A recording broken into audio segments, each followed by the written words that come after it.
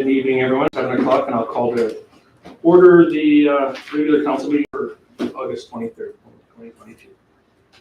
Blackfalds Town Council acknowledges that we are on Treaty 6 territory, traditional meeting ground, gathering place, and traveling route to the Cree, Saulteaux, Blackfoot, Métis, Dene, and Nakota Sioux. We acknowledge all the many First Nations, Métis, and Inuit whose footsteps have marked these lands for centuries.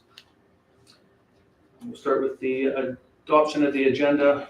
Any changes from administration? No, there is no worship. Council? Can we get a motion to adopt? Councilor Coulter. I adopt the agenda as presented. Thank you. All in favor? Unanimous. So we do have a delegation this evening. We're joined by some folks from Apollo Health Center. I see Rubina and I believe Dr. Kachali. Yeah. As well. Welcome. Welcome.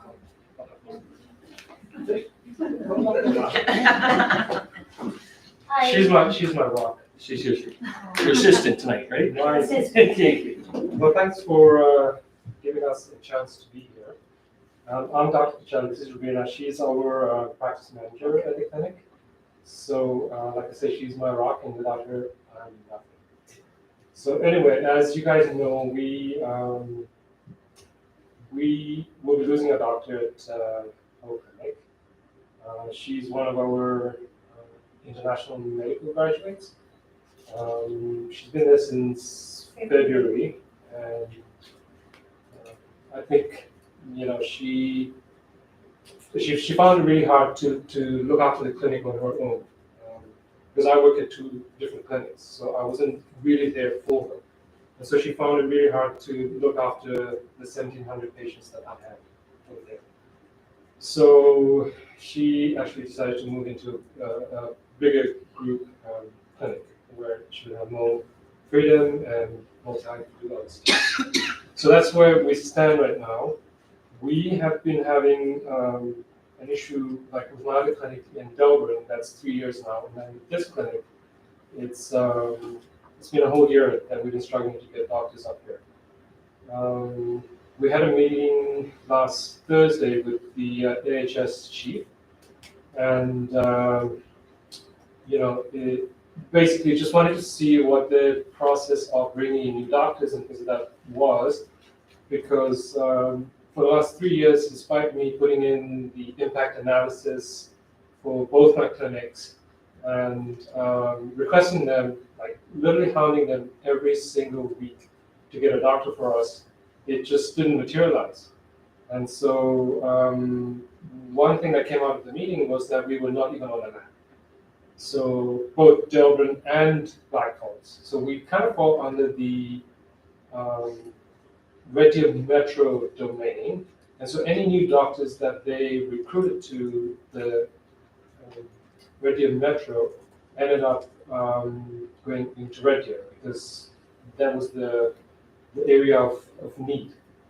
So essentially, doctors were not even directed to our clinics because we were not even on the map, basically, according to them. In any case, the outcome of the meeting was that they would take this and escalate this further to see if we could be a separate entity, so not part of the Radio Metro. And that would mean that if they have to recruit doctors, then they would recruit them to our locations. So both Delbrin and Blackfalds would be a different location of their own, which I'm hopeful would be a way to get more doctors to these two locations, really. And so what would happen is that to bring in IMG doctors, IMG stands for International Medical Graduate Doctors, it would take about minimum 6 months, so we wouldn't be having any doctors up until then.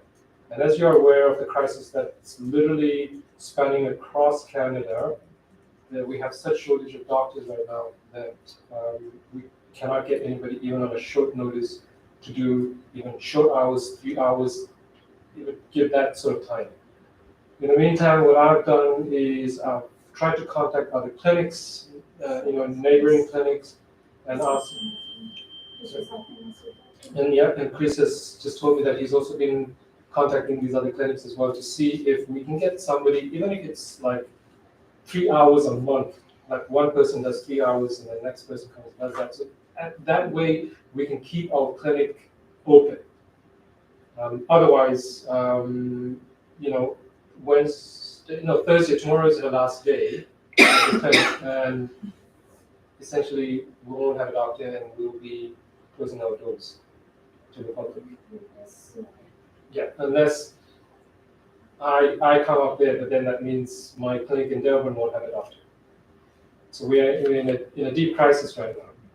So what we were hoping, like I've already done this in Durban, and I'm hoping like with you as well, is that if we could get help mobilizing the MLAs and taking it up to Minister Coppin as well, just letting him know that we have a clinic here which is looking after almost 12,000 people. It was my vision to bring healthcare, accessible healthcare to a community in need, and that's what I've done in Durban as well. It's a community in need, and that's for me that's more fulfilling than going to a clinic in Red Deer and working in Red Deer. So this way, I'm hoping the community would be served. Now, if you guys can help us escalate that further, we may be able to get AHS. There's a bit of pressure on AHS to get us doctors. In the old days, we were able to recruit doctors ourselves. Unfortunately, for the past 5 years, AHS has taken over that role. They have a process of doing that, and so I don't want to step on that. But I think a little nudge from our community elders, and even higher up, if we can get that thing moving, then we would be able to at least get one doctor into our clinic. I'm hopeful that you'll be able to do that. The other thing is because there's rumors already going around that we're closing down. We are getting a lot of aggression from patients, and our staff are in danger of verbal abuse and that kind of stuff. So I was hoping if you guys can also help us write a note to the public and bring it to their awareness that things are happening and it's beyond our control, and I'm doing my best that I can, for them. But if they're going to be verbal like that, then it's not going to be easy on us. So if you can help simmer that situation, that would be great. So there's just to. At the moment, we are turning a lot of people away from the clinic because we had to stop taking in new patients, we had to stop taking in walk-ins. So we're not even serving people for those when they come. So it's been quite difficult saying no to people. That's the hardest thing we've done right now, is closing our intake. So that's what we're worried about, the people with chronic diseases and all that, how we're gonna help them out. We don't know where to refer them to. The nearest is Lacombe, but I know they are over capacity as well. I've spoken to one of the managers there, one of the clinics. So they can't take on any more patients either. And in fact, some of them were actually Lacombe patients that we inherited from their doctors that had left. And they're really sick chronic patients that need a doctor. Think we're done with 10 minutes? No, you're definitely well within any amount of time that we would be concerned about. Just open it up for any of the councilors who have any questions or comments that they'd like to make. Councilor Steady? So through the chair to administration, what I'm understanding is being asked of us this evening is for council to send a letter to our MLA as well as our health minister. Is that something that administration wants a noted or a motion for, or is that something we can do right now? Yeah, thank you, Your Worship, to Councilor Cindy. We can definitely, administration would be pleased to draft a letter. That's both letters if that's the direction of council, and we would be pleased to assist with notification to the public through our website or Facebook, and possible physical posting of a document, maybe at the clinic, to notify the public that we've been working with you folks on recruitment and having medical facility maintained there, and that we're working hard to do that, so that maybe take some of the aggression away.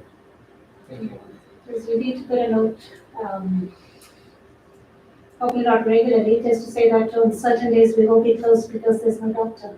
I mean, I'll try my best to be here. So what I'll do is I'll do half a day in Durban and half a day here, but not every day because it's a lot of driving.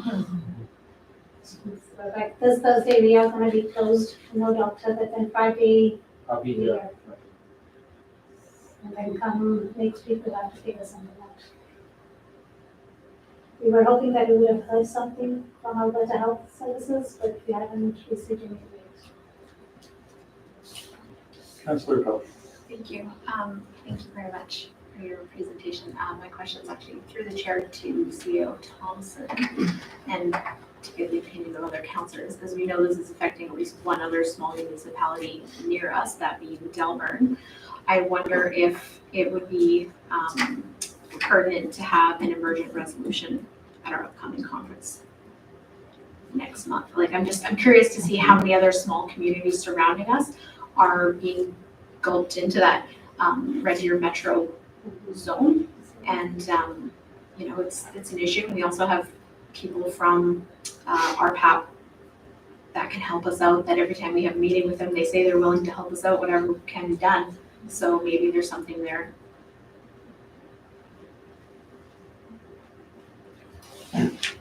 Thank you. Yes, thank you. I don't think it's any surprise to you. You know, we've been working with your clinic since the beginning. You know, the town committed to trying to help attract healthcare professionals. I think I speak for everybody on council and administration that we were extremely excited when your clinic opened, and I know that just what every resident, or many of our residents, are struggling to find a doctor on a regular basis. I know that I think within a week of your clinic opening, you had nearly 1,000 That's right. patients, and so I thought, well, I should go and put my name in, and I saw how many people were clamoring to try and get into your clinic, and I thought I'd wait and see. When you get these new doctors, and it's no surprise, unfortunately, that you're struggling. As you've mentioned before, this is a crisis right across our country, a shortage of doctors, and I don't know what long-term solution we have there, but certainly we as a municipality are highly committed to helping that process. So I see this being a no-brainer from our council to lend support in any way that we can now and moving forward. So that said, we just create a business item for this at the end, 7.5. Yeah, we can add this thing. So we'll add a business item so we can get a motion just to get this on record. And again, based on this discussion, I would assume that everybody here will support getting some more attention to this crisis. We have a very large community that's underserviced and has been for a long time. So hopefully with that we can help our residents through the investment and commitment you've already made for the community. You see Blackfalds, there's lots of newcomers moving in from BC and then Ontario. So we see a lot of province people moving in as well. Yes, absolutely. So yeah, Blackfalds is great. Yes, and thank you for sharing this difficult situation. Unfortunately, it seems to come on short notice. We'll see what we can do to bring some more attention to CAO Thompson. Your worship, council has adopted the agenda as presented, so I think we could entertain a motion, the motions right now. Okay, At this time. absolutely. So Councilor Stenny, since you brought it up, I'll leave that for you. Yeah, so I'm prepared to make a motion that council direct administration to draft and send letters to our MLA and our health minister to lend support for Apollo Clinics initiative to bring more doctors to Blackfalds. Thank you. Any discussion or debate on that motion? Seeing none, all in favor? That is unanimous. Thank you.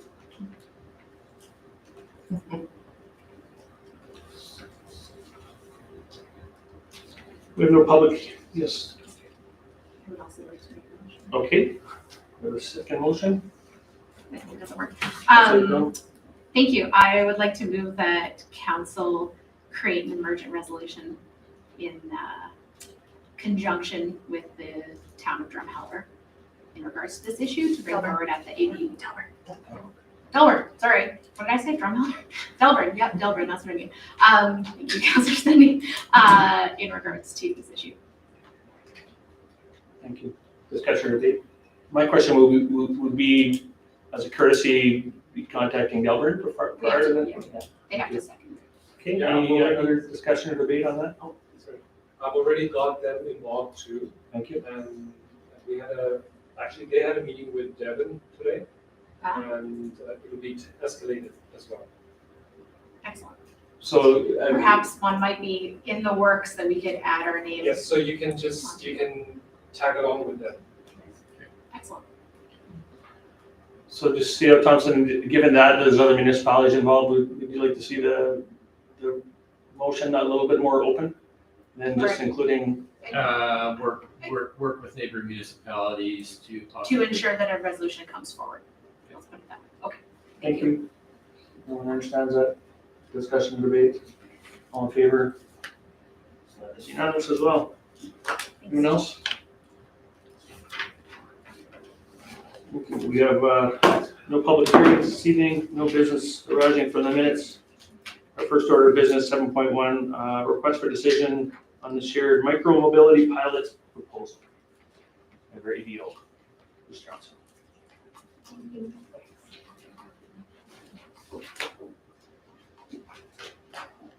Thank you, Your Worship, and Council. Try not to get choked up here tonight. As it was brought to Council at the regular Council meeting on August 9th, 2022, Roll Technologies presented a new shared micro-mobility program. And this evening, administration is looking to make the recommendation to approve a 2-year pilot for Roll e-scooters in the town of Blackfalds. So the 2-year pilot would be an exclusive pilot, only allowing for Roll e-scooters to be a scooter provider, shared micro-mobility provider for Blackfalds. It'll be entirely funded by the proponent. There are maximum speed limits that will be put in place of 20 kilometers an hour, with scooters allowed on paved trails, empty sidewalks, and roadways with a speed limit of 50 kilometers an hour or less. They're not permitted on the highways, and you must be 16 years or older to operate them. In addition to this, there are a number of other measures that will be in place with geofencing for certain areas, reduced riding, parking and no parking areas, no riding areas, and things like that.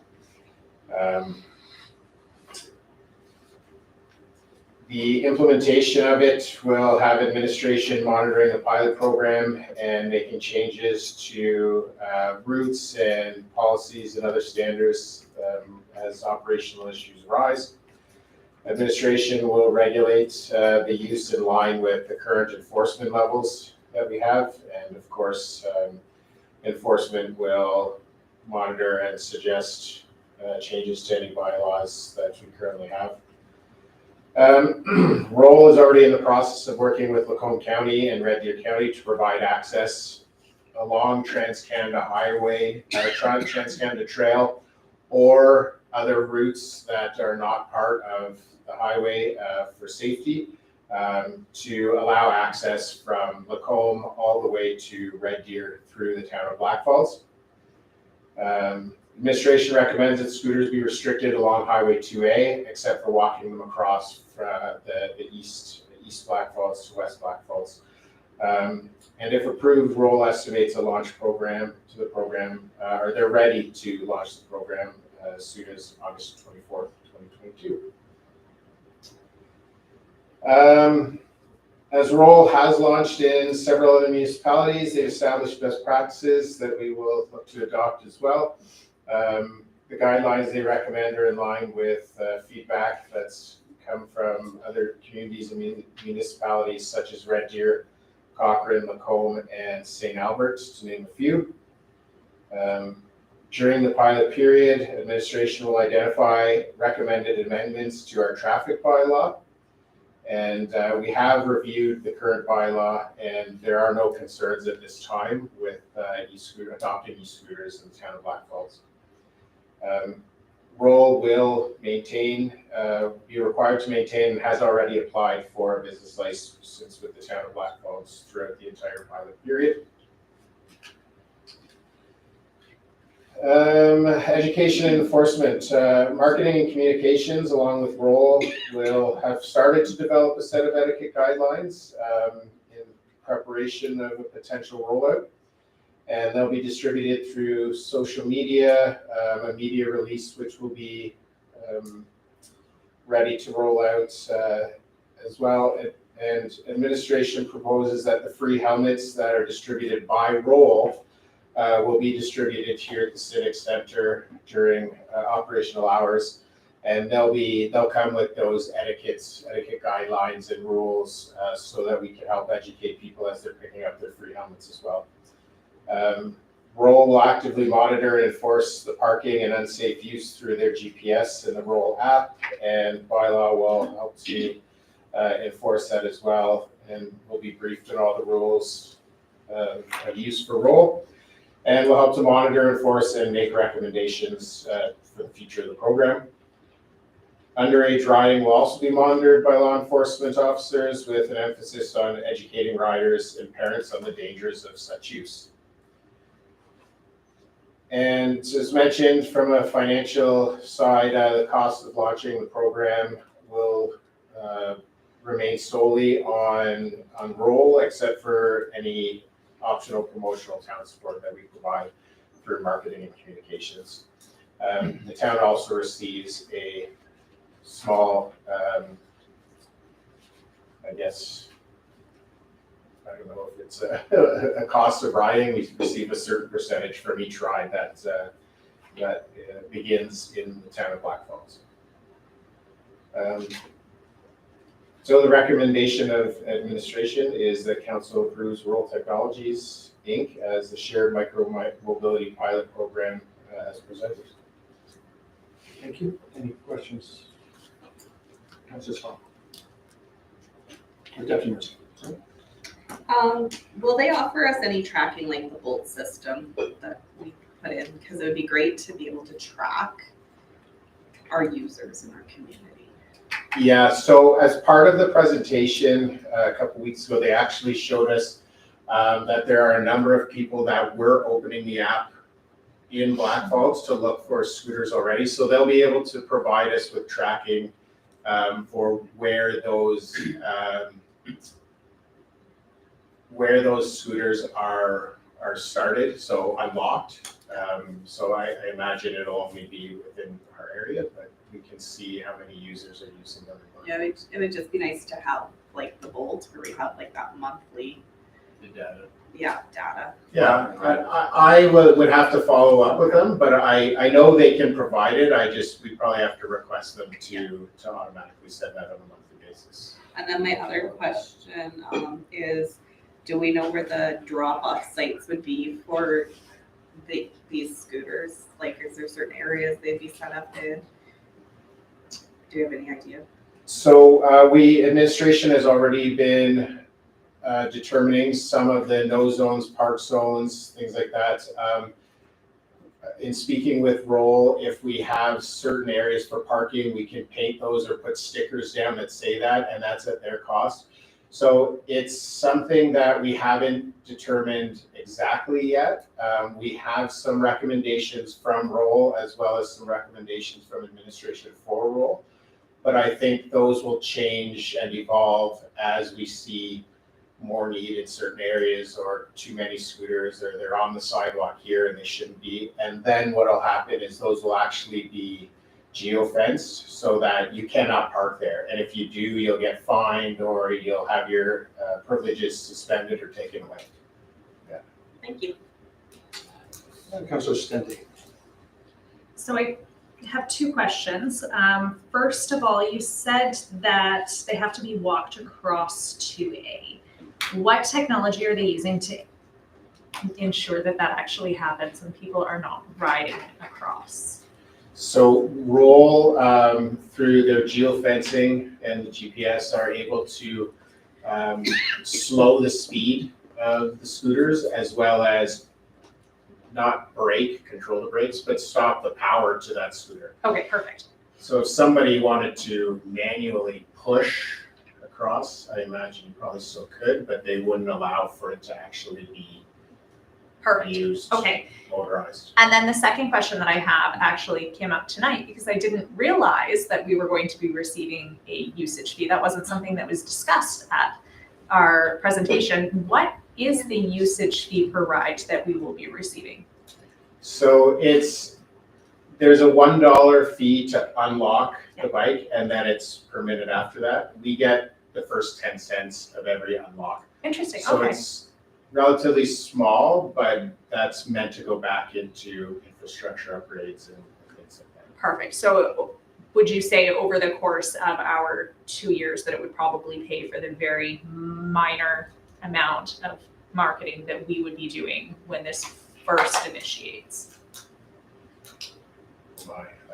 Potentially? I hope so. Wonderful.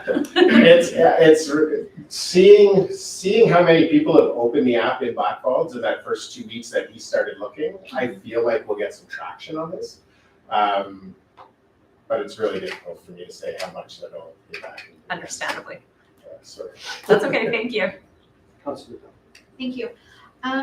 So that's great, because that was one of my questions, was what we're looking at for a usage fee, so 10 cents per ride. That's really interesting. My other question is, the map that we received didn't show any geofenced areas. So my other question was, are we going to avoid parking of the scooters in residential neighborhoods? So we have met as administration, and we've looked at areas like Bicycles Park, the All Wheels Park, the hockey rinks as geofenced areas. I guess if that's something we want to avoid, we can certainly let them know that. But I think in some of those areas, we would want some of the bikes to be parked, or scooters to be parked, because we want people to be able to access the areas. I think it's just a matter of not parking on sidewalks in front of people's houses or stuff like that. So Centennial Park might be an area for parking, but Perfect, sorry, so that was what I was gonna say, can we limit them to parking the scooters on like public use land, so like at the parking lot at one of the parks, because we have parks sprinkled throughout our entire community, and yeah, I just didn't want them left on someone's front lawn. yes, we can absolutely limit that, and then I'll put that forward to Roll as well. Thank you, and then, secondary question, so if they're ready to start tomorrow, that's very exciting. Do they have ideas of potentially when the season would end and then the season would start again in 2023? Yes. Typically in Alberta, they go from about March to October. Last year, they rolled them out in March in Red Deer, and a week later, they came out and picked them all up again and brought them back in mid-April. So it's weather dependent, right? Approximately Having March to scooters October. out when there's ice on the sidewalks and stuff, they'll pull them right back in, because it's huge liability. But March to October, early November is generally their season. Thank you. Councilor Stanley. Just one other, just for clarification as well. So I think that the way that it reads might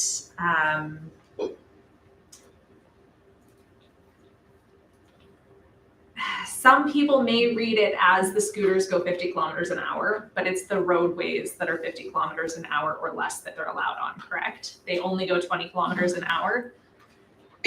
Correct. Okay. They're set for a maximum of 20 kilometers That was an what I hour, thought. unless that's reduced even further through geofencing. Perfect. Councilor Sands. Do we know how many scooters might be hanging around Blackfalds at any one time? So in speaking with Roll, based on the population, they'll put extras out, take them in, but their initial expectation was approximately 30 to 40 across the town. And then just based on use, they would pull some back or put more out if they find it necessary. Thank you. And I'll just add that I know that I talked to the city of Lacombe councilors, and they initially, I think, put up 50, and they nearly doubled that just based on the response. So they apparently have a lot of machines that can move around. Councilor Coulter. Thank you. Just one question in regards to the fencing. You mentioned Allwell Park, and is there going to be some kind of no entry zone for like the skateboard park and the Allwell Park in regards to these scooters? No entry in what way? So, Well, like, because there's limited places that they can go, right? right. And having people jump on these scooters and go into and use them in the skateboard park or the all-wheel park is a huge liability for everybody. So I'm just wondering if there's something to sort of block them from taking them in there. So essentially, in a no-ride zone, the scooter would lose all power, and you would not be able to operate it with power in those zones. So it would be a little bit of a paperweight to try and ride that around in one of those areas. But for somebody to pick up a scooter and physically bring it into one of those zones, into the bowl of the skate park, I don't believe there's anything that would stop that from happening. Just any. So through the chair, just a point of information for Councillor Coulter. Having used these before, the wheels lock.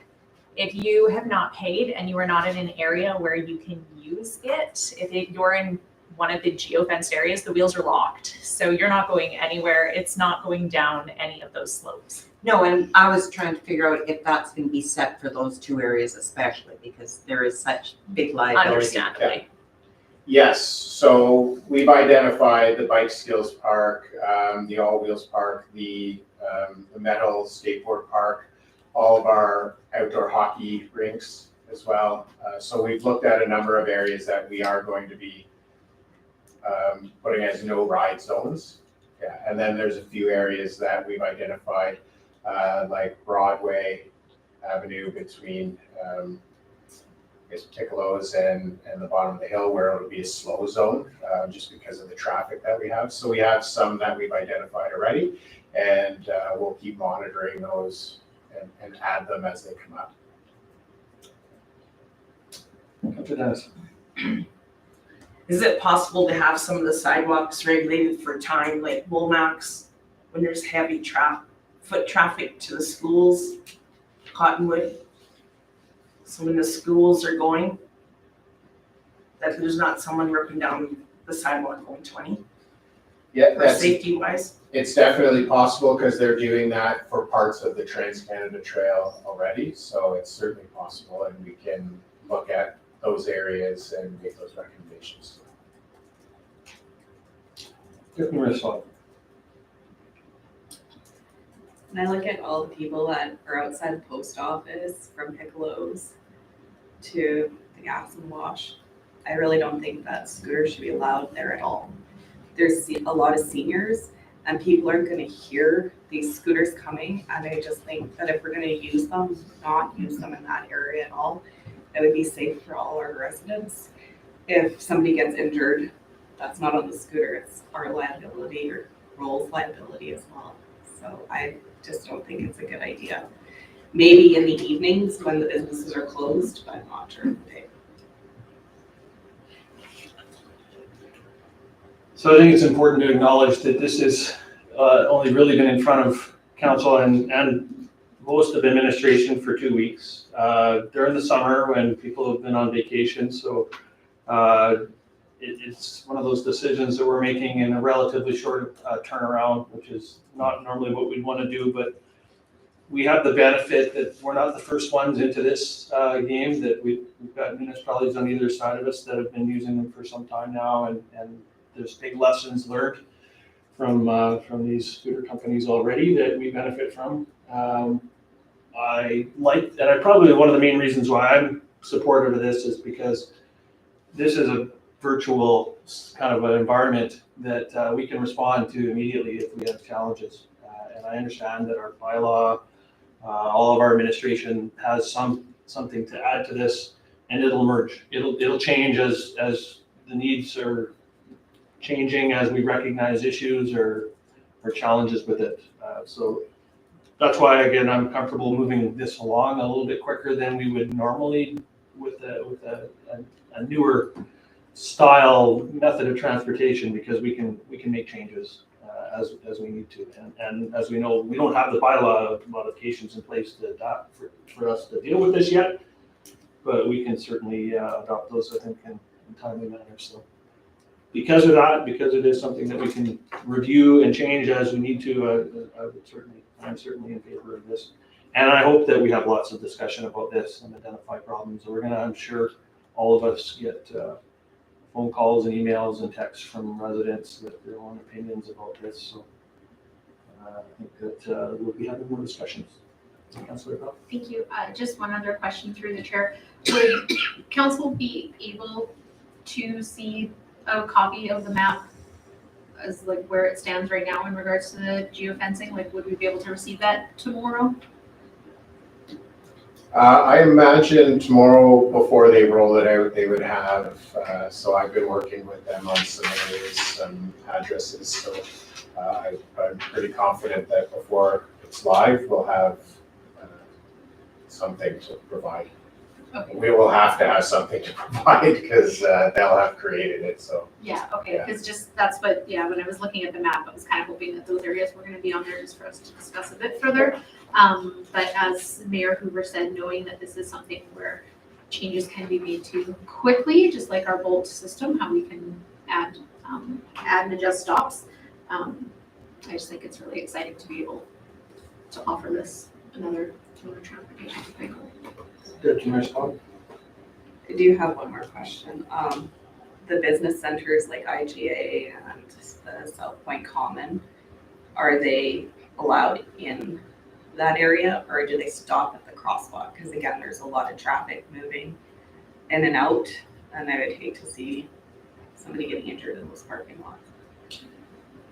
Yeah, that's a great question. We have identified a number of parking lots, specifically public parking lots, as slow zones, but we can certainly look at creating slow zones for other parking lots, major parking lots, and even speaking to those businesses to ask if they're okay with parking at the front of the building, riding through the parking lot, things like that. And I can certainly put together that list of businesses that should be spoken to. Who's liable for damages caused by scooters? Who's liable for damages caused by scooters? So the liability, we are going to be listed on Rolls Insurance. The town of Blackfalds is listed on Rolls Insurance, on liability insurance. And they've already provided us their copy of their insurance for that as well. If someone hits my vehicle, I can go after roll in the town of Blackfalds? I believe so. Or the person that hits your vehicle. I'm not an insurance expert, but That's an important question. I can certainly. Thanks for your question. Obviously, as we've pointed out, we're going to be looking at this in terms of how it impacts the town liability wise. I don't think we're the first ones to do this. I'm sure that questions have been asked and there's answers available. Seems like we're worth more than 10 cents. And so the only one thing that I would add is because we, and we did mention this 2 weeks ago when this came up, is that because this is the first time that these scooters will be going from municipality to municipality, this does impact Red Deer and Lacombe counties. So, and as well because it's traveling an entry and exit point or multiple entry points to and from Blackfalds, I would imagine that we would need to have some kind of map or signage that helps people navigate their way into and out of Blackfalds through the proper trail systems. But I'm sure that that's something that our marketing will do. But I'm thinking the sooner that we do that, the better. Any other questions or comments before we entertain a motion?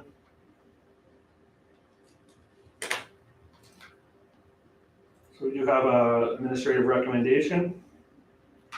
Councillor Sandy? Knowing that this is just a pilot and we have the opportunity at any point to make changes or to end the pilot at any point, I'm prepared to move that council approves Roll Technologies Inc. Shared Micro-Mobility Pilot Program as presented. Thank you. Discussion or debate on that motion? All in favor?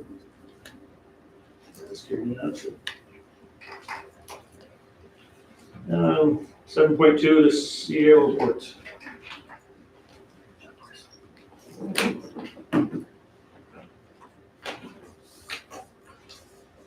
Thank you, Your Worship, Council.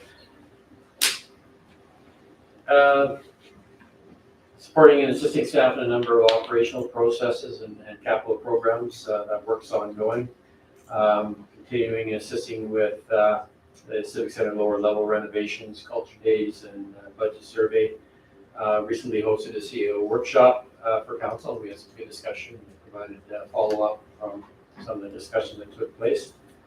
And as previously communicated to council yesterday, I'm sad to say that Chris is leaving us, VPO position, and informed me that he really enjoyed his time here, and the whole municipal government thing was relatively new for him, so he's taken, got a lot of experience and knowledge from that he'll take with him, and we've enjoyed having him here, and he's done a great job on many initiatives, including the scooter.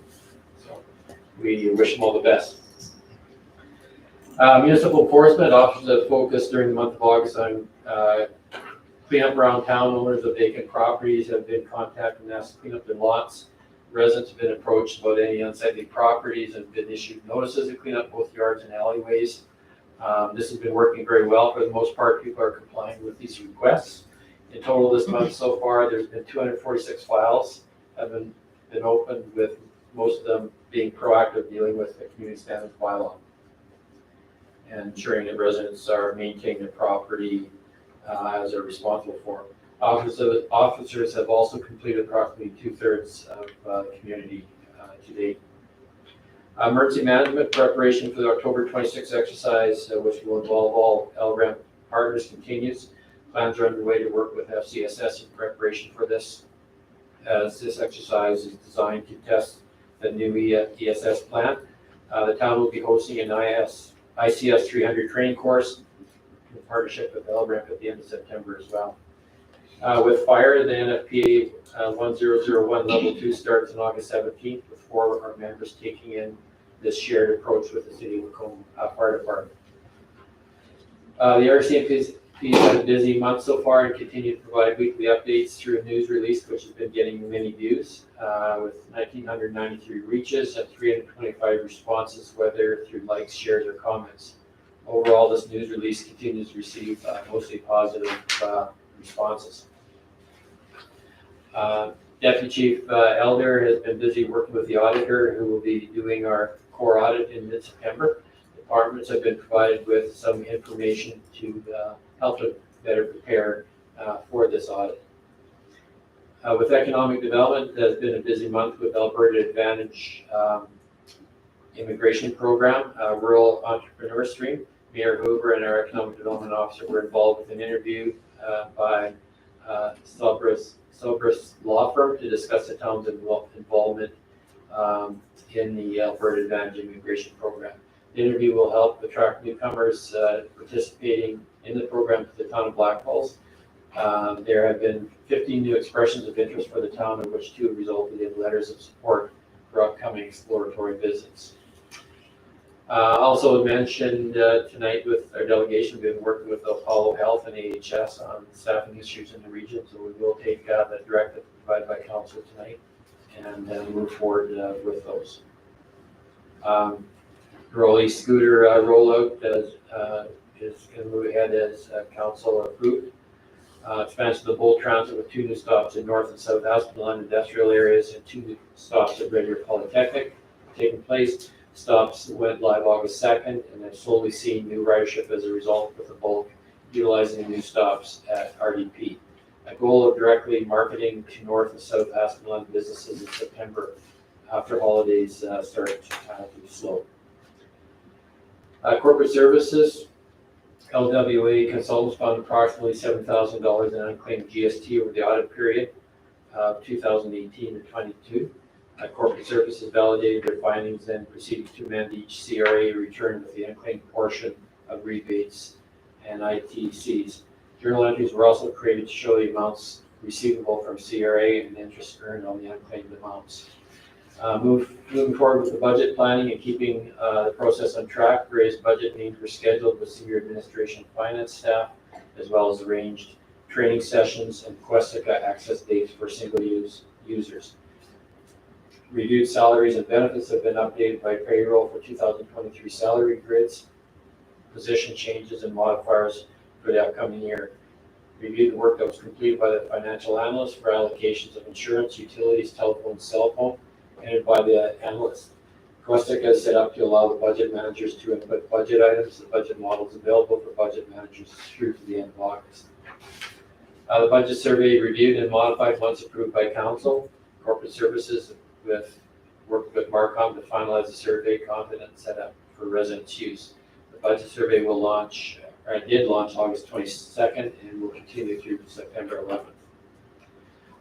Corporate services has also rebalanced the investment portfolio and established an interest projection for the investments. Based on the nature and timing of tax collections and funding, it is typical to rebalance the cash levels in operating and investment accounts. The town strives to maintain approximately 20% of holdings in operations, 50% in short-term investments, and 30% in long-term investments. Increased interest rates this period also initiate the review of the current investment vehicles and ensures we capitalize on best interest rates available to serve our short-term and long-term goals. They've also provided support to IT on the retention file cleanup project, reviewed files held in the archive folder to eliminate files that are redundant or become obsolete. This is a huge history in this. There's a huge history in this folder that will require more effort to complete. Marketing communication has been uploading and promoting the fall program guide, as well as a program that will be coming up this fall. With the winter guide creation coming up, we'll be looking at advertising rates and approaching businesses to see if interest continues in advertising once again in the guide, which will be going back to print after 2 years. They're also assisting corporate services with the creation of the public-facing budget survey that went live on the 22nd. They will be encouraging the public to watch the budget videos from 2020 to get some background in each department and what they do for the town. Marcom is also creating posters and advertisements so that the budget survey is easy to find on their utility bill and at the information expo. With the passing of the corporate branding policy, we've also been auditing the signs all around town, including welcome signs, wayfinding signs, directional signage, and we'll be requesting quotes for the removal of the old logo slogan and replacing it with the word mark. Blackfalds Culture Days will feature a full week of events from all around town, including the Abbey, Library, Town of Blackfalds, and more. We finalized the itinerary, which will be promoted along with the program guide. Also be creating specific posters for the departments to showcase the community info expo regarding upcoming programming and opportunities and assisting them in any way needed. With IT, the town received 5 bid submissions for the council chambers upgrades to the audio equipment. This item will be coming forward to the next council meeting for council's review and direction. Continuing to work with all departments on file duplication and shared network drives. Infrastructure and property services, the draft joint use and planning agreements are currently being reviewed by school administrators. Once the administration review has wrapped up, council will have an opportunity to review the draft agreements and provide direction on moving forward with various schools. Aspen Lakes West Area Structure Plan Amendment, which was necessary to accommodate the future schools, anticipated to come to council in Q3 for formal approval after administration's review, which is taking place at this time. The RFP for the bulk fuel station closed on August 12th, and 4 RFP submissions were received. Review of the RFP is currently underway prior to coming back to council. Progress in the updated asset management program policy is underway with an update anticipated to be brought forward to council in September. Policy updates are required to capture information that will be included in the upcoming asset management strategy. Public Works is currently conducting internal repairs on priority 4 and 5 sidewalk deficiencies. The draft utility bylaw review for water and sewer has been completed by the consultant and currently being reviewed by administration. With community services at the Abbey Center, with nice weather in July, we have hosted over 15,000 visitors. The long-awaited pump for the spray park finally arrived, and the spray park opened back up on August 17th. We accomplished 95% enrollment for all ages at Camp Curious, with only several weeks of minis, 3 to 5-year-olds not at capacity, an overwhelming success for this program this summer. An overall enrollment for swim lessons this summer was 72%. Planning is underway for the first ever free fitness sampler where guests can access 30-minute mini classes at no charge to try the class and meet the instructor. Our newest fitness programmer joined the team on August 15th, with drop-in fitness resuming September 12th. The Abbey Center Health and Safety Committee continues to work to prepare staff for the upcoming core audit. Our Thanks for Being Awesome campaign will wind up at the end of summer. It has been successful and added positivity to our interaction with youth visiting the center. The food bank drywall has been installed. The mudding and taping has been completed and painting started today. We had paint donated by the co-op, and the painting is taking place with co-op staff. So I see them all in red t-shirts today with a lot of paint on them. Hopefully they got some on the walls as well. So that great work is underway. Downstairs Civic Center renovation has completed all the drywall, and mudding and taping is currently underway as well. Additional parking lot at the All-Star Park is near completion with some landscaping left to be done. The Summer Culture Series at the Ag Center Amphitheater has been a huge hit in the community, with huge crowds coming out to watch every Thursday night. The one event there recently, the motocross event, had over 800 people in attendance. At the Eagle Village Center, Arena 1 was installed for the Blackfalds Bulldogs Junior Camp, a summer prep camp for youth in our community that started on August 15th. At FCSS, the Blackfalds Back to School program is being distributed to 125 children and youth in the community this week. This year is the first year of offering Blackfalds Youth Crew summer programming, and over 100 participants have participated in a variety of activities, including several field trips in collaboration with Camp Curious to Discovery Canyon, the Kerrywood Nature Center, and the movies. The fall-winter FCSS programming is underway, and September will be another busy month between regular programming and Culture Days events. And finally, at the parks facilities, the 2A Storm Pond Trail expansion is now complete, forming a complete loop around the pond. And that's my CAO report, Worship Council. Thank you. Questions for CEO Thompson?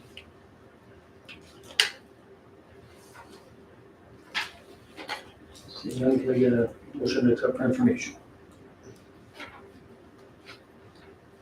Councilor Bill. So moved.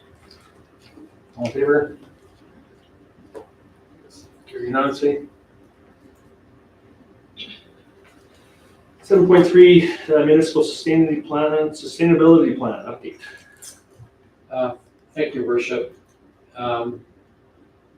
So the purpose tonight is to just give council a bit of an overview of where we are with a number of the critical steps and the actions that reside with each of those critical steps. These documents were just completed today, that's why I'm doing it verbally, but I will provide council these written documents for you to have. And at the next meeting, we'll be looking at some timelines to have a MSP retreat sometime later this fall, early winter, to update the plan. So the first critical step is to develop a plan to bring health services and health professionals to Blackfalds. And so that touches on a number of sustainability pillars, including community life, economy, and leadership and engagement.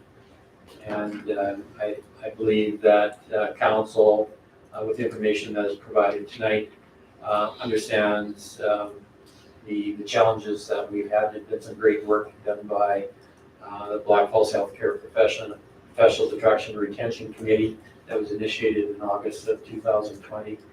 And we had some great individuals participating on that and moving this initiative along. And obviously our work's not done, and we'll continue to move forward in that. So that one, that critical step is in progress.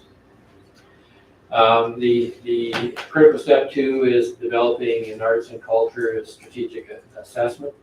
And again, that touches on community life pillar as well as the economy and infrastructure and buildings. Community services staff have created an inventory of cultural programming, events, displays, assets, and the like. They refer to the recreation culture and parks needs assessment and master plan that was developed in 2015 to determine where shortfalls and direction was needed moving forward.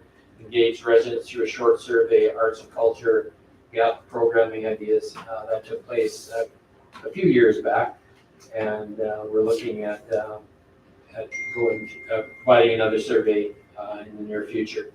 Developed an arts and culture strategic plan and draft up to guide community services through the next 5 years in improving arts and culture programming, events, and amenities.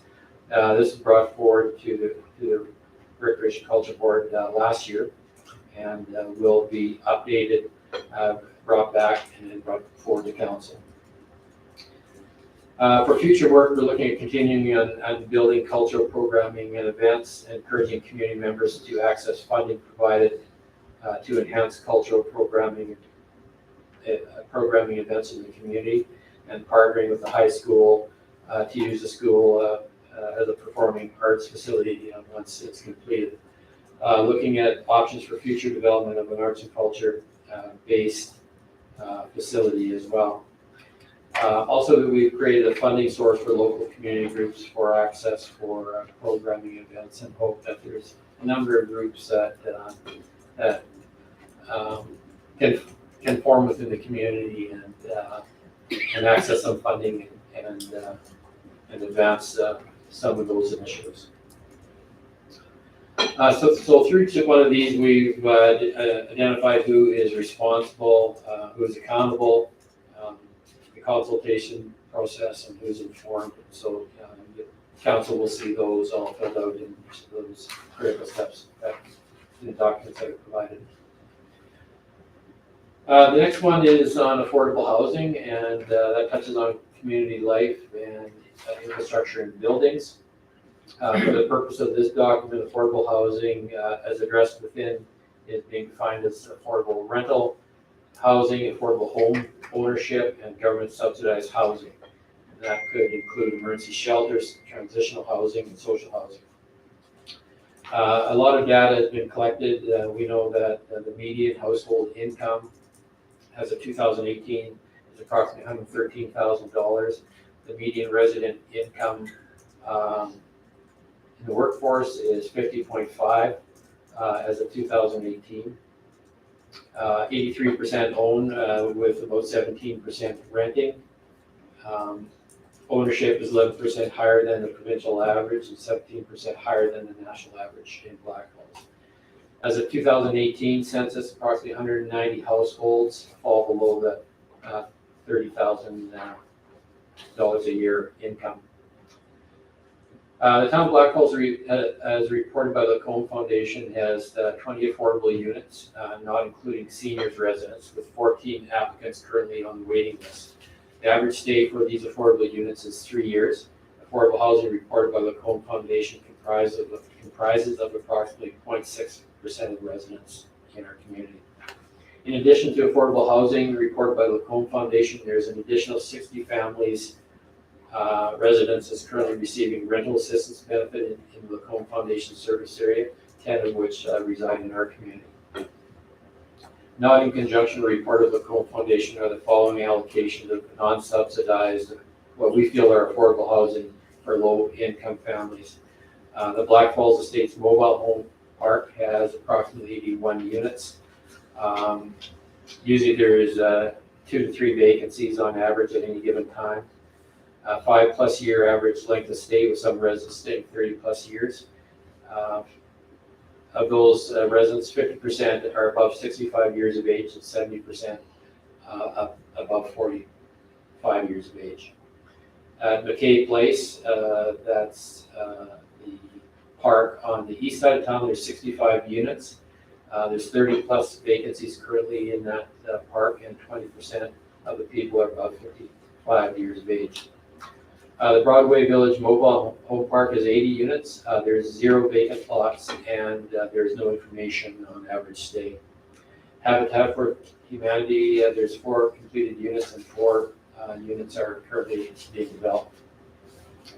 For future work, there are several vacant pre-subdivided residential parcels and lands that have approved area structure plans that were redistricted for their future residential use, but still need to go through the subdivision phase, that are available for developers and public to purchase. Development-ready subdivided parcels and unsubdivided parcels of various residential land use districts attribute to them to accommodate a wide range of housing types. Currently, there are no plans in place working collaboratively with developers to develop land specifically for affordable housing designation. The province has developed an affordable housing needs assessment guidebook that will assist communities in determining how to best support local affordable housing needs for support for provincial funding. Municipality will be able to complete the online needs assessment template that will become available this fall. Under critical step 4 is pursue strategies to increase seniors housing. The Bethany Group, Lacombe Foundation, has a proposal on file with the Seniors Housing Ministry that's been in place with the ministry for several years now for the Blackfalds project. Since extensive public engagement done in Blackfalds, staffing at Bethany has seen a significant shift. Many of those involved in Blackfalds project are not in their roles any longer. The project is 100% dependent on provincial funding, with the model being proposed. Once funding is announced, plans can move forward. Our EDO has been working with numerous landowners and 55+ developers to negotiate on and suggest methods to accommodate the senior development. Some positive progress, including one developer that's undertaking a feasibility review at this time, so there is some positivity. Critical step 5, engage developers to invest in Blackfalds. As part of the land use bylaw update, there have been additional districts and uses added to allow more flexibility for development types. The developers were engaged in this update through email and open house. Their relevant comments were integrated into the final bylaw. Planning development continued to meet with developers and the EDO on new or redevelopment plans. We work through developers' assumptions and negotiate agreements that are fair and forward-looking. We endeavor to be available for questions and discussions as they arise. Offsite levies and other major capital improvement plans have always been coordinated with impacted developers based on growth and service needs. As built and parcel development data is updated through our GS support for the Economic Development Officer. Our EDO and Development Officer will continue to foster these relationships and build new ones. Working with the new Planning and Development Manager, the Director and the EDO maintain a collaborative approach to engagement of developers. The Offsite Levies bylaw and the update to the Municipal Development Plan will continue to ensure voice for developers through planned engagement processes and data from similar municipalities. With revisions needed to the 10-year capital plan due to cost increases and impacts from the pandemic, the future projects that impact servicing and roadway networks will be confirmed before moving forward or pushed back because of funding. Critical step 7 is actively explore ways to reduce tax increases through increased development. And as you can imagine, that is a challenge. We do publish the Municipal Indicators Report early each year, and I looked at it today on our website. So that provides some really good information and comparators to many municipalities similar to ours. On the attraction of commercial property, the town non-residential tax base has had healthy increases over the past few years, so that's good news. The EDO's also been active in working on the attraction of developers and businesses. We're currently involved in the Alberta Advantage immigration program, Rural Entrepreneur Stream, focused on attraction of immigrant entrepreneurs to buy and open new business in Blackfalds. So we continue to market Blackfalds and attract investment through new business and development opportunities.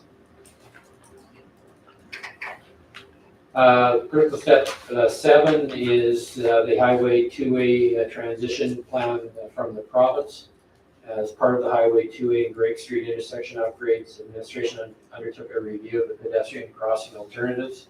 These reviews were presented to council, and the option of an overhead pedestrian crossing was eliminated at that time. In early 2022, 2 options for intersection upgrades were presented to council and residents for input through a public survey. The results of the survey presented to council supported administration's recommendation for lane additions, turn signal additions, and pedestrian crossing modifications to enhance safety. Council ultimately approved these recommendations, and the project will be constructed as the Gregg Street Womacks Realignment project winds down. The town will include pedestrian safety and detailed walkable networks in future iterations of the Transportation Master Plan scheduled for 2024. Functional traffic modeling along Highway 2A will continue in 2023 to review lane configuration and traffic pattern changes. Transition of Highway 2A to that of municipal responsibility and oversight will require much more discussion with the province in the future, and will require a formal agreement process if that does take place. And this would need to include appropriate funding for ongoing maintenance repair of Highway 2A. Might lose my voice. That might be a good thing, I don't know. Critical step 9 is maintain an effective and efficient on-demand transit service for Blackfalds. And I think council's been updated on some of these over the last while, so you can read the content of this one. I provided these documents to you on that one. Critical step 10 is provide training for town staff on how to deliver effective engagement.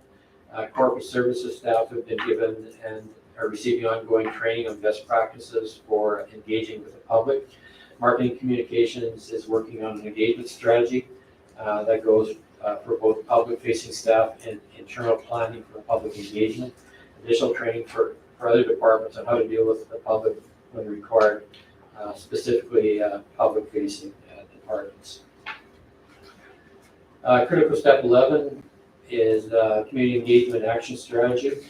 Right now, marketing communications is in the process of creating an engagement strategy, and so we look forward to bringing that forward to the standing committee in the near future. Critical step 12 is develop a residential feedback survey.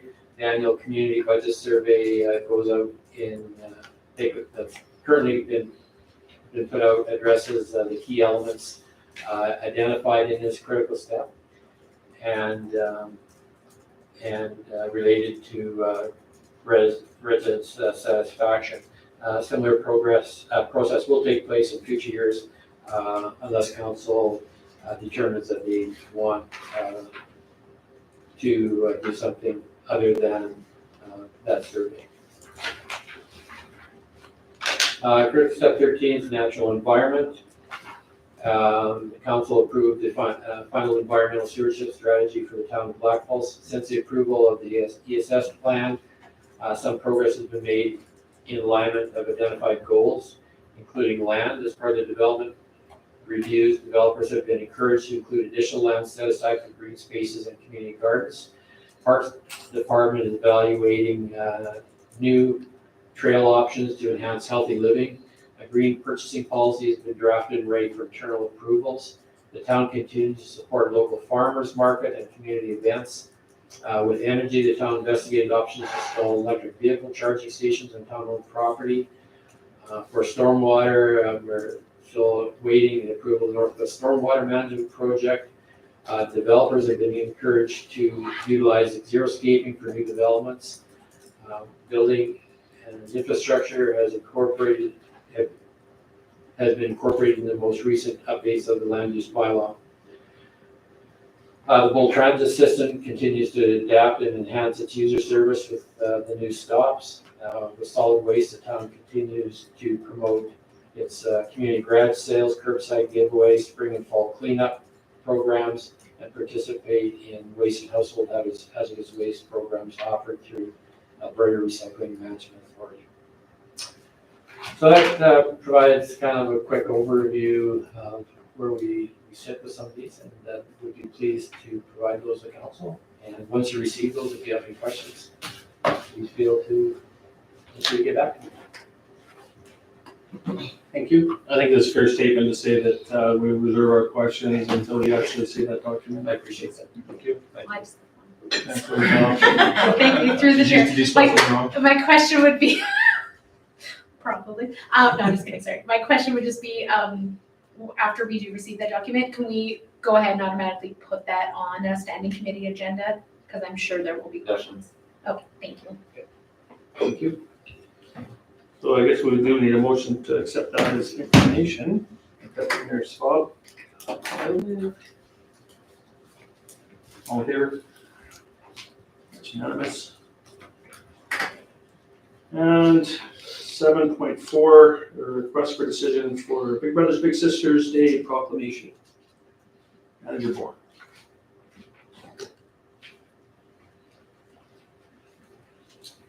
Thank you, Your Worship, members of the council. I was going to have Director Gregg present this, but then when the Apollo Clinic update came forward with Dr. Skushevich and his wife here, I felt it was really important to be at this meeting because that's a very pressing issue that I appreciate this council supports. So we have recently received a request from Big Brothers Big Sisters of Lacoma District to proclaim September 18th as Big Brothers Big Sisters Day. Throughout the last couple of years as the pandemic has rolled out, most of our charities, I believe, have seen some significant challenges with donors and with support. And with lockdown, there has been some significant challenges that have been seen with volunteer involvement when our schools were not open to volunteers and those sorts of things. Big Brothers Big Sisters has seen a pretty extreme decrease in volunteers and commitment. So this opportunity to support Big Brothers Big Sisters Day is an exciting way to raise awareness and hopefully get some new energy into volunteerism and continue to grow the program. Our Big Brothers Big Sisters in Lacombe has been an amazing partner with our Blackfalds FCSS. They provide an exceptional preventative social program in our community, and I've been very fortunate to be involved for quite a few years. This year I'm going to be matched with a new little, as my old little is grown up and is not that interested in hanging out with me anymore, so that's unfortunate. But he sometimes will come by the office window and give me a head nod or something. So I mean, that's kind of cool. So, so we have got a bunch of activities that are taking place in Blackfalds with traditional matches, in-school mentoring, couples matches, Go Girls, Game On, and Kids and Cops. Kids and Cops is a program that is specific to our Lacoma District and Blackfalds program that has been created in partnership with our local law enforcement and in Lacombe, and it is a huge success. If you've never been a part of that, I would strongly recommend, if you have a chance at the beginning of July, I'm sure Manager Morrison and our local detachment would sing the praises of this awesome program. Kids can only go through it once, but they get to experience being law enforcement for a week, and they have so much fun. And I'm very certain that a lot of those youth that are involved in that program are really impacted by it because they get to be a part of something that is pretty big and really cool. Guys in uniform are really impressive to young impressionable minds. So they have a really good time there. So what we're looking for tonight is to, what I have received from the Executive Director of Big Brothers Big Sisters is that they're hoping to connect with Mayor Hoover and any member of council who's available on the 16th of September. Should we get this proclamation through, to proclaim the day, invite some media, and do some exciting announcements and raise that energy. So what I'm hoping for tonight is that council will move to proclaim September 18th to be Great Brothers Big Sisters Day. Thank you. Questions or comments? Councilor Dennis. I was gonna move. So it's, just want to see if there's any questions or comments before that. If there's none, then and I don't see any, so you're moving the recommendation as worded? Yes. Thank you. Any discussion or debate? All in favor? That's carried unanimously. Thank you very much.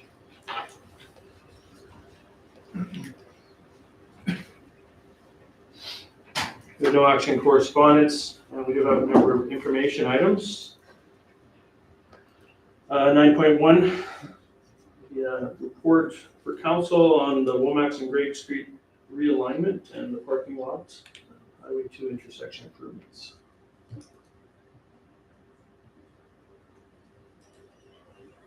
Deputy Municipal.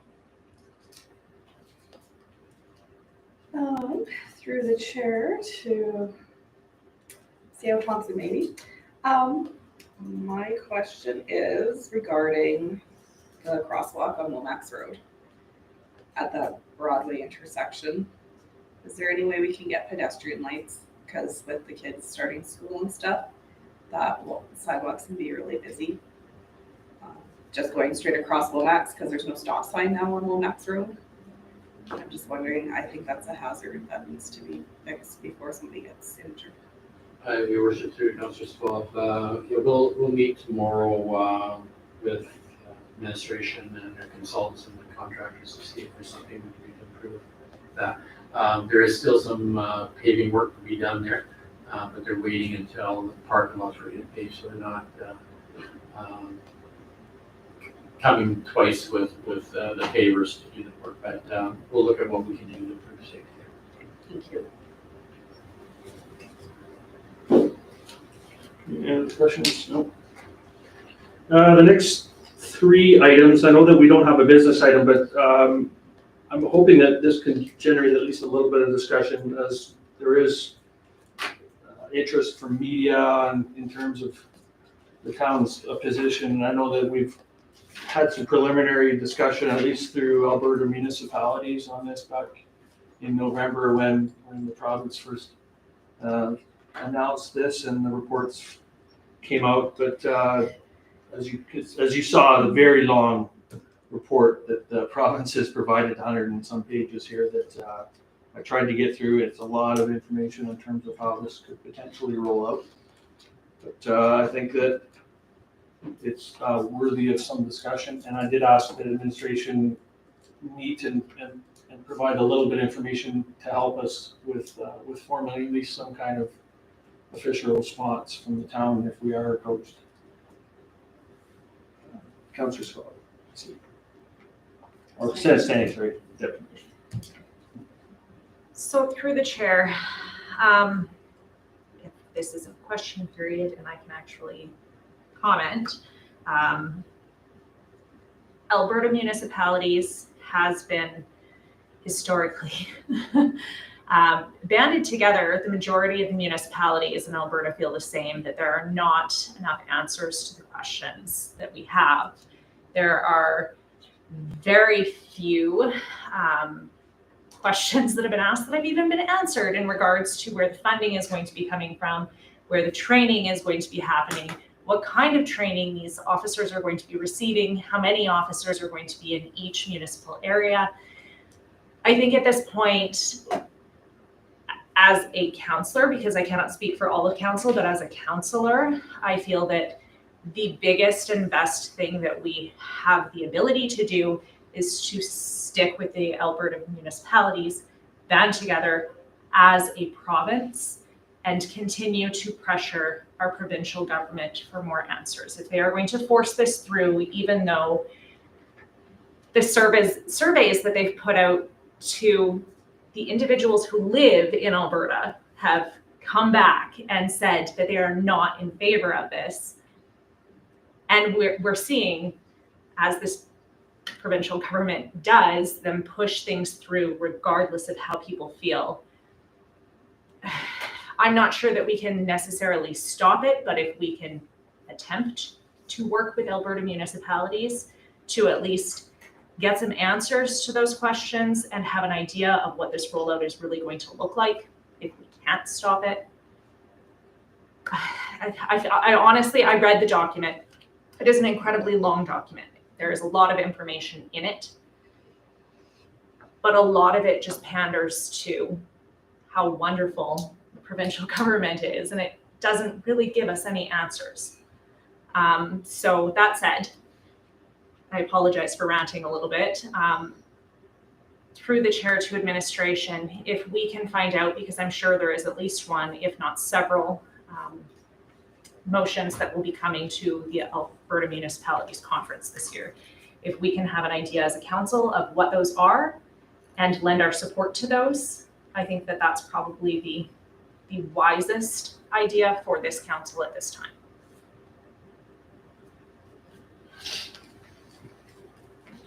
Any comment? And Councillor Stanley, no apologies for adding in your rant. I think a lot of people are seeing this as a big issue that we don't have a lot of answers to. I did wade through this document myself. I look at it as a business plan more than anything, and it's great to see some of the things that were proposed in there. I particularly like the idea of integrating services within our province. Especially that they're suggesting integrating some mental health services with detachments, which I think is fantastic. A lot of questions come with that as well. How does that impact our already understaffed health services, overtaxed health services, shortage of nurses, mental health professionals? So in theory, I like it. I will admit that I was fairly skeptical about this back in November, and even in some of the consultations that I took part in since that time.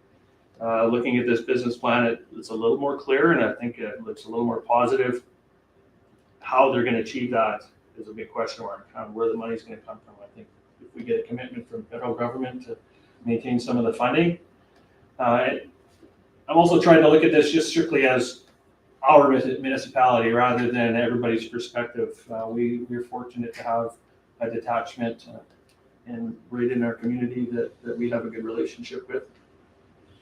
I would hope that the RCMP will come back at some point with some kind of counter to this, to maybe look at some of the suggestions that the province is making with this potential service, that maybe the RCMP can improve theirs to align with some of those things. That would be my hope. And those will be questions that I'll ask if I get the opportunity again. But I'm certain, as Councillor Stanley pointed out, there's going to be a lot of questions and a lot of discussion at our upcoming fall convention with other municipalities. So in the meantime, I think it's going to be difficult for me maybe to answer clearly what our council or what our municipality's position is on this. So my question with the administration, will we be getting any kind of speaking or like notes on how the town feels this would impact us? I know that you've met a little bit on this. Yeah, I mean, definitely we can put together some speaking notes, Your Worship, but, I mean, I think I can definitely speak for administration that we're very satisfied with the service that we get from RCMP. And I'm hearing that from the majority of municipalities across the province. I think there's 67 municipalities that are supportive of not moving forward with Alberta Police Services. And I think what I'm hearing is there need to be changes to the justice system. That's the problem, because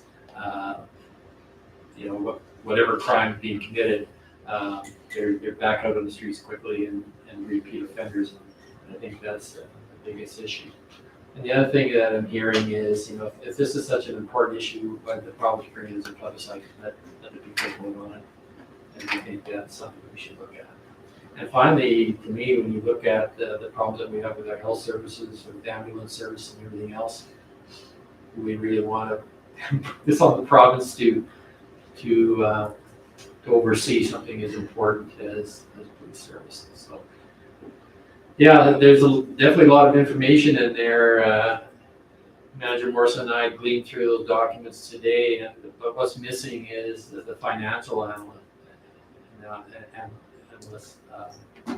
We don't know what that's going to cost. I mean, you know, increasing the number of members in the detachments and new deployment model and things like that, and incorporation of other services sounds great. But you know, we need to see where the rubber hits the road, and whether that's affordable and what the impact is to a municipality like ours. Thank you. Any other comments or questions about this? As I said, this is a long document, a lot of things that potentially would be great if they can achieve it, but yeah, I would be, as a lot of programs coming out, even small programs have bumps in the road, let alone replacing an entire police model. What I seen in the document that it could have a lot of impact to the municipality to fund other supporting civilian positions in social services and things like that. Because you look at the model, you know, even municipal enforcement, the collaboration between them and some of the other services being provided, that probably would be fall under the auspices of the municipality, is how I look at it. So yeah, there's a lot of unanswered questions for sure. Thank you. Okay, so just to highlight that those three items were the letter from Minister Shandro on just a summary of the provincial policing model, letter to Minister Shandro from the town of Winoka, and an email from Minister Shandro on the detachment deployment model that they're potentially proposing. So 9.2, 9.3, 9.4. And 9.5 is a permit for special events, drive-in movie as part of the Blackfalds Culture Days. Put it up here. And 9.6 is the permit for the fireworks as part of the Blackfalds Culture Days. And 9.7 is, it looks like we've come up with something for the Alberta Day Grant program. Can you speak on it?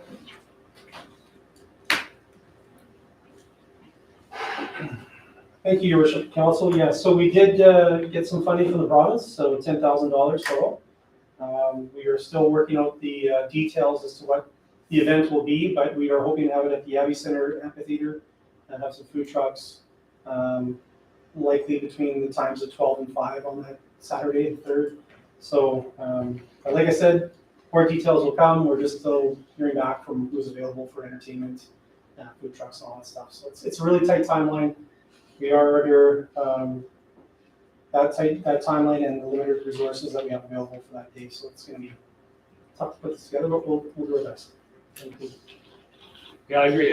We've had a lot of new emerging issues come up in the last few weeks to challenge administration. So thank you guys for taking on these two projects, the e-scooter and this Alberta Days. Any other questions for administration on the information items? Seeing none, can I get a motion to accept for information? Councilor Coulter. I'll accept the administration items for information. Thank you. Further discussion? All in favor? And that is unanimous. We have roundtable discussion this evening.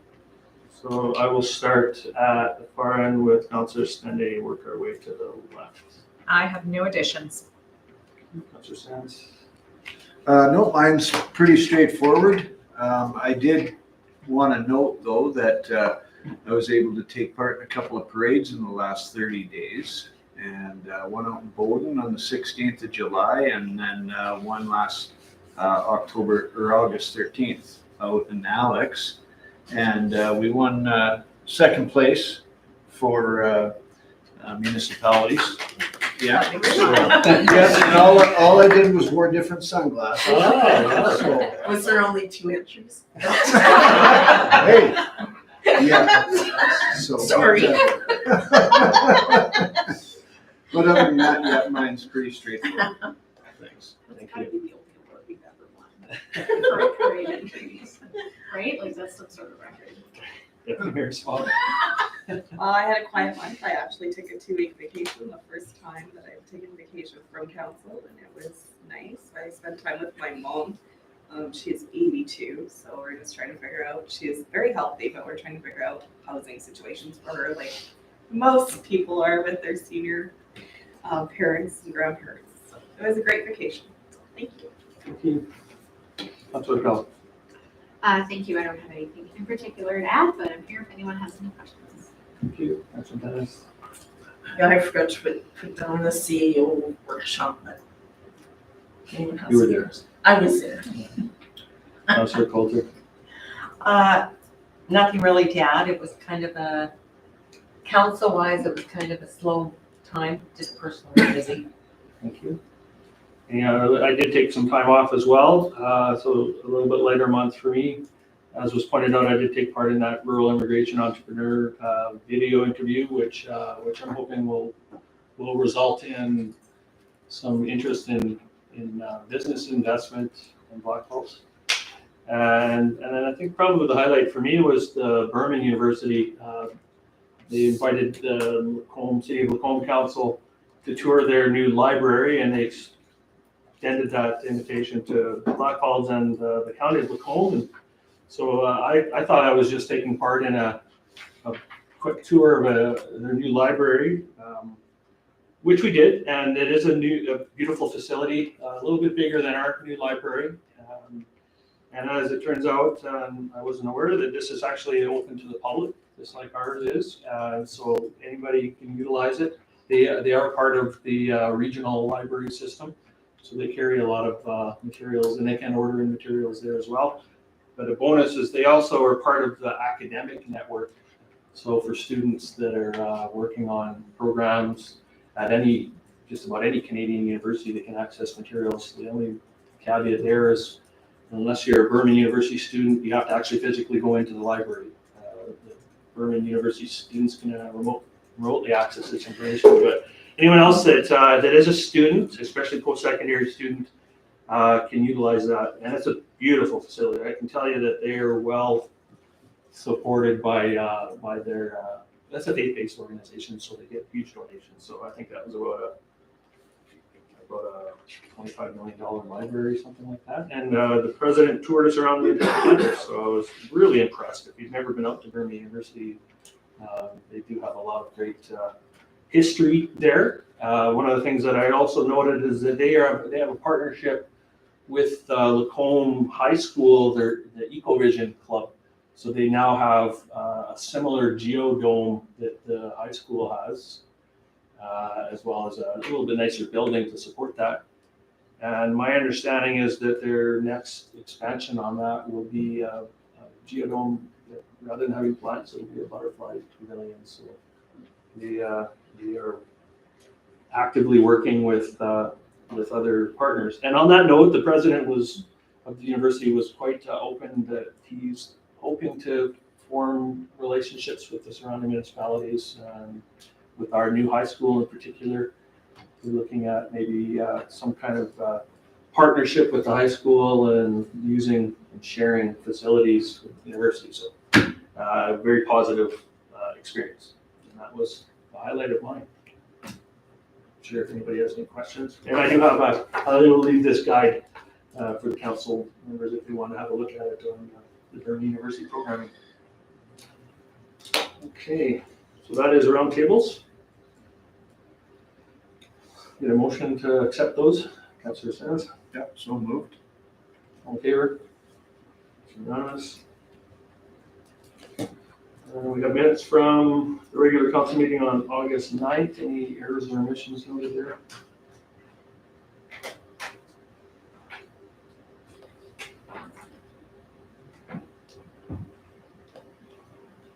Seeing none, can I get a motion to accept those minutes as presented? Councilor Dennis, So moved. all in favor? That is unanimous.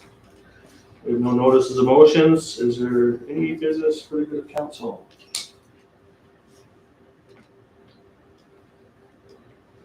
See none, with no confidential items, so I will adjourn at 8:35. Good evening.